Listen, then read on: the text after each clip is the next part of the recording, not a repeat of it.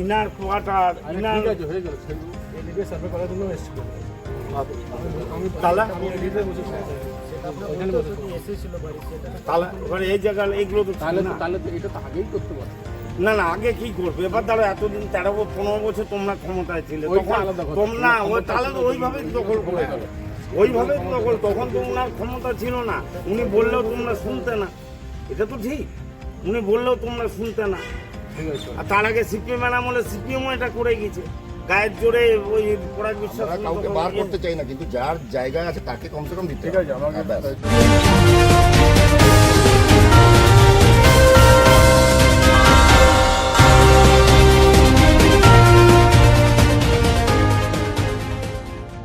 মৃত ব্যক্তির বাড়ি দখল, প্রতিবাদরা দেখুন, হাতে মিষ্টি গোলাপ আর মুখে ডিম থেরাপির হুঁশিয়ারি।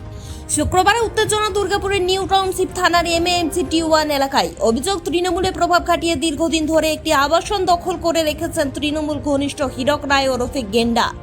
পরিবারের দাবি, তৃণমূল আমলে বচন সিংয়ের মৃত্যুর পর তার আবাসন দখল করে নেওয়া হয়। বহুবার আবেদন করেও হুমকি মিলেছে প্রশাসনে, অভিযোগ জানিয়ে কোনো লাভ হয়নি।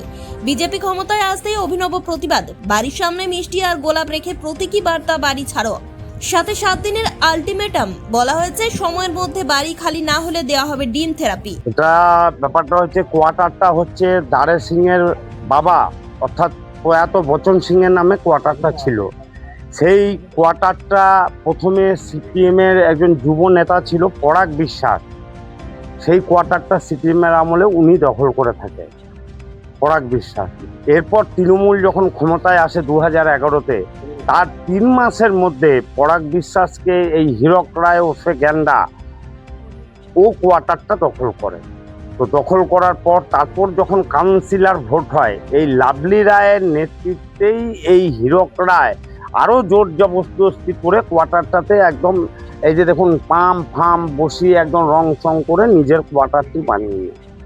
এখন দেখুন পরিবর্তনের সরকার এসছে, তো যে ভদ্রলোক এই যে উনি দাঁড়িয়ে আছেন, ওনার কোয়ার্টার লিগেলি কাগজপত্র সব নিয়ে এসছেন, সেই ওনার লিগেলি কোয়ার্টার ওনাকে আমরা ফেরত দিতে চাইছি।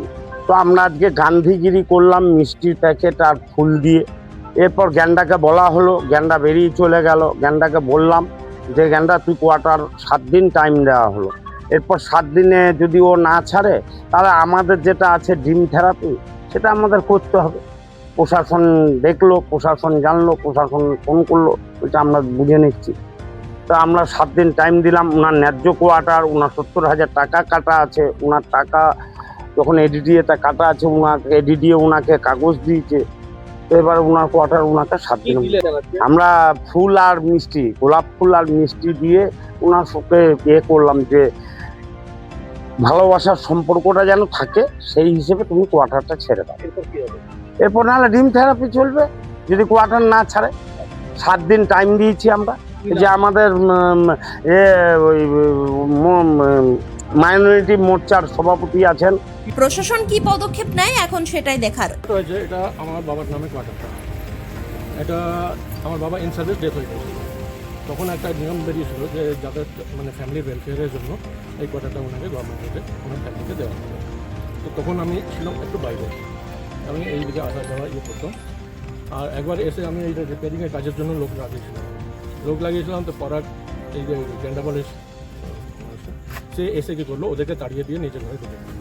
তারপর এসে আমি বহুবার রিকোয়েস্ট করেছি এনাকে এসে ইনি বললেন লাভলির কাছে যাও, যাও ওই করে, মানে ভালোভাবে আমাকে রেসপন্স কোনো দেয় না।